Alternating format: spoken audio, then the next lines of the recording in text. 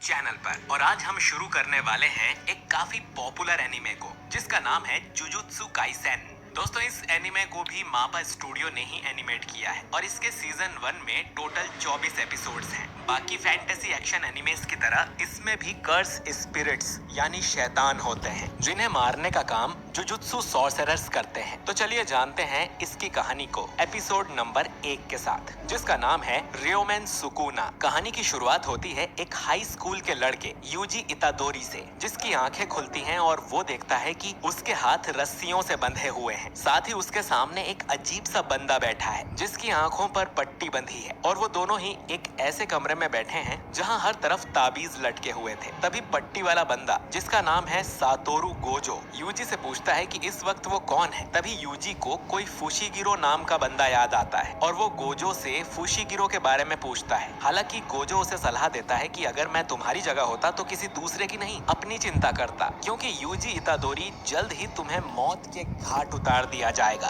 फिर कहानी एक दिन पीछे जाती है, जब यूजी हॉस्पिटल में अपने दादाजी को फोन लगाता है, लेकिन उसके दादाजी यूजी से बात नहीं करना चाहते थे। उनका मानना था कि यूजी को अपनी स्कूल लाइफ पर ध्यान देना चाहिए, ना कि उसके बूढ़े दादाजी पर। दूसरी तरफ हम देखते हैं मेगुमी फुशिगिरो नाम के बंदे को, जो कि हाई स्कूल के ग्राउंड में एक कर्स्ड ऑब्जेक्ट को ढूंढ रहा था, लेकिन जहां पर उस ऑब्जेक्ट को होना चाहिए था वहां पर वो थी ही नहीं। इसीलिए वो अपने सीनियर गोजो को फोन लगाता है, लेकिन गोजो ये कहकर फोन काट देता है कि बिना उस ऑब्जेक्ट के मेगुमी को घर में एंट्री नहीं मिलेगी। फिर अगले दिन हम यूजी के हाई स्कूल क्लब को देखते हैं। वैसे तो ये क्लब पैरानॉर्मल एक्टिविटीज पर रिसर्च के लिए बनाया गया था, लेकिन यूजी क्लब के मेंबर्स सासाकी और इगुची के साथ फालतू के भूतिया गेम्स खेल रहा था। तभी वहाँ पर स्टूडेंट काउंसिल का प्रेसिडेंट आ जाता है और कहता है कि इनका क्लब किसी काम का नहीं है, इसीलिए वो क्लब को बंद करने की धमकी देता है। तभी सासाकी टेबल पर एक रिपोर्ट फाइल रख देती है और बताती है कि उनके क्लब ने रग्बी ग्राउंड में एक भूतिया एक्टिविटी नोटिस की है कि एक मैच के दौरान सारे प्लेयर्स बीमार हो गए थे और कुछ तो हॉस्पिटलाइज भी हो गए थे, जिसका मतलब ग्राउंड के नीचे जरूर कोई भूतिया चीज है। लेकिन प्रेसिडेंट उनका भ्रम तोड़ देता है, ये बताते हुए कि उस ग्राउंड में टिक्स नाम के कीड़े थे, जिससे सारे प्लेयर्स बीमार हो गए थे। लेकिन क्लब को बंद करने का सबसे बड़ा कारण है कि यूजी का नाम पहले से ही फिटनेस क्लब में लिखा हुआ था। और तभी वहाँ पर स्पोर्ट्स टीचर आ जाते हैं, ये बताते हुए कि उन्होंने यूजी का नाम अपने क्लब में लिखवाया है, जिससे यूजी और उनके बीच एक शॉट पुट का मैच हो जाता है, जिससे ये पता चलेगा कि यूजी कौन से क्लब में मेंबर रहेगा। दूसरी तरफ मेगुमी एक स्टूडेंट की तरह कपड़े पहन लेता है और स्कूल के अंदर उस कर्स्ड स्पिरिट को ढूंढने लगता है। तभी उसकी नजर पड़ती है यूजी पे, जो कि बिना किसी कर्स्ड एनर्जी के मजाक मजाक में ही शॉट पुट का वर्ल्ड रिकॉर्ड बना देता है, जिससे मेगुमी इम्प्रेस हो जाता है। घर जाते हुए यूजी मेगुमी के पास से निकलता है और मेगुमी एक बहुत ही स्ट्रॉन्ग श्रापित एनर्जी को फील कर पाता है, पर मेगुमी उसे रोकने की कोशिश करता, इससे पहले ही यूजी वहां से निकल जाता है। उसी दिन शाम को यूजी अपने दादाजी से मिलने हॉस्पिटल जाता है, जिससे उसके दादाजी खुश नहीं थे और वो यूजी को अपना टाइम ना वेस्ट करने की सलाह देते हैं। यूजी उनसे बोलता है कि अगर उसके पास फ्री टाइम नहीं होता तो वो उनसे मिलने ही नहीं आता। अब यूजी के दादाजी थोड़े सीरियस होकर उसे अपने पेरेंट्स के बारे में बताने की कोशिश करते हैं, लेकिन यूजी को अपने पेरेंट्स के बारे में जानने में कोई इंटरेस्ट नहीं था। फिर उसके दादाजी जाने से पहले यूजी को एक इम्पोर्टेंट मैसेज देते हैं कि तुम एक स्ट्रॉन्ग लड़के हो, तो जितने हो सके उतने लोगों को बचाने की कोशिश करना, भले ही तुम एक को ही बचा सको, ताकि तुम्हारे आखिरी टाइम में तुम्हारे चाहने वाले तुम्हारे आसपास खड़े हों, मेरी तरह अकेले मत मरना।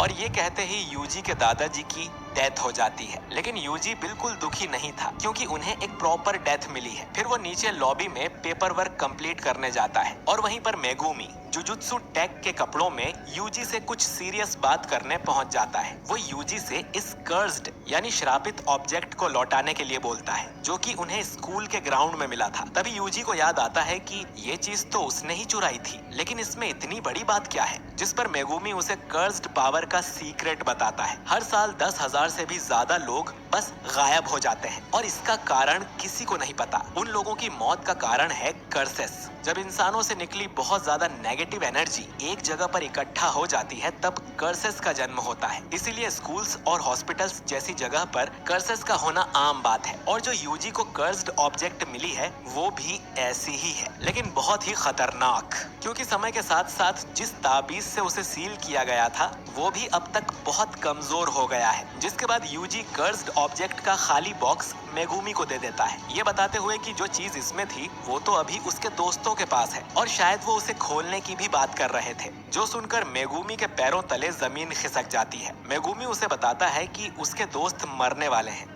दूसरी तरफ हाई स्कूल में सासाकी और इगुची उस कर्स्ड ऑब्जेक्ट को बहुत मेहनत से लेकिन खोल देते हैं। वो कर्स्ड ऑब्जेक्ट एक अजीब सी फिंगर थी और तभी से उन पर कर्स्ड स्पिरिट्स यानी शैतानी आत्माएं हमला करना शुरू कर देती हैं। सासाकी और लगुची जैसे तैसे उन कर्स्ड स्पिरिट्स से बच रहे थे कि तभी मेगुमी और यूजी हाई स्कूल पहुंच जाते हैं। वो दोनों दूर से ही कुछ काली शक्तियों को सेंस कर पा रहे थे। मेगुमी फिर यूजी को उसका पीछा करने से मना करता है और अकेले ही बिल्डिंग के अंदर घुस जाता है। मेगुमी अपना रास्ता साफ करने के लिए डिवाइन डॉग्स को समन कर लेता है और कर्स्ड ऑब्जेक्ट की तरफ बढ़ने लगता है। बाहर खड़ा यूजी सिर्फ यही सोच रहा था कि मेगुमी के एक बार मना करने से वो बाहर ही क्यों रुक गया, लेकिन उसे रियलाइज होता है कि वो तो असल में मरने से डर रहा था, जो कि आज तक उसने कभी एक्सपीरियंस नहीं किया। और यूजी को फिर उसके दादाजी की बातें याद आती है कि हमेशा दूसरों की मदद करना। जैसे जैसे मेगुमी आगे बढ़ रहा था वैसे ही कर्स्ड स्पिरिट्स की तादाद भी बढ़ती जा रही थी। तभी मेगुमी को यूजी के दोस्त दिखते हैं जिन्हें एक कर्स्ड स्पिरिट खाने की कोशिश कर रही थी और वो कर्स्ड ऑब्जेक्ट भी उनके पास ही थी। अब मेगुमी समझ जाता है कि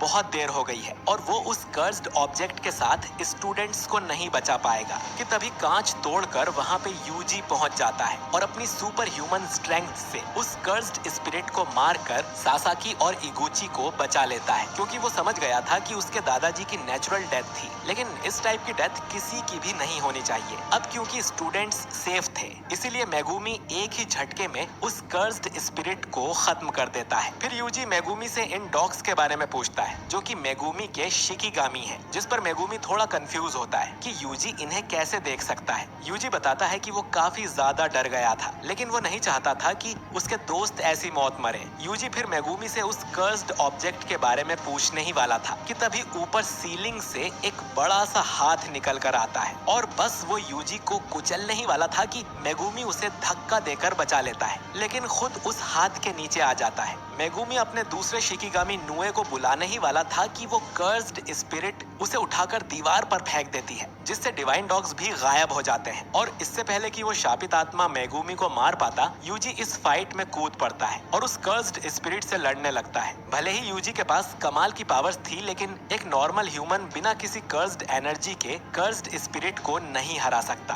और इसी वजह से यूजी हारने लगता है। फाइट के दौरान यूजी के हाथ से वो फिंगर कर्स्ड स्पिरिट के मुंह में बस गिरने ही वाली थी कि वो अपने दांतों से उसे पकड़ लेता है और डिसाइड करता है कि ये फिंगर कर्स्ड स्पिरिट से बेहतर उसे ही खा लेना चाहिए, क्योंकि मेगुमी ने बताया था कि ऐसी ऑब्जेक्ट्स खाने से पावर्स मिलती हैं। और फाइनली यूजी उस फिंगर को खा लेता है, जिससे उसमें बहुत ज्यादा पावर्स आ जाती हैं और वो बस एक ही झटके में कर्स्ड स्पिरिट को खत्म कर देता है, क्योंकि वो फिंगर कोई नॉर्मल कर्स नहीं थी, बल्कि वो फिंगर कर्सेस के राजा रियोमेन सुकुना की थी। अब यूजी जोर जोर से हंसने लगता है, क्योंकि उसकी बॉडी का कंट्रोल अब सुकुना के पास आ गया था और उसकी आंखें भी 4 हो गई थीं। मेगुमी समझ जाता है कि सुकुना का एक पार्ट अब यूजी इतादोरी के अंदर है और सुकुना से लड़ना सबसे भयानक सपना है। दूसरी तरफ सुकुना यूजी की बॉडी में आकर बहुत फ्री फील करता है और खुश होते हुए कहता है कि ये सबसे बढ़िया समय है वापस जिंदा होने के लिए, जहां हर तरफ इंसान कीड़े मकोड़ों की तरह भरे हुए हैं और इस बार वो पूरी इंसानियत को खत्म कर देगा।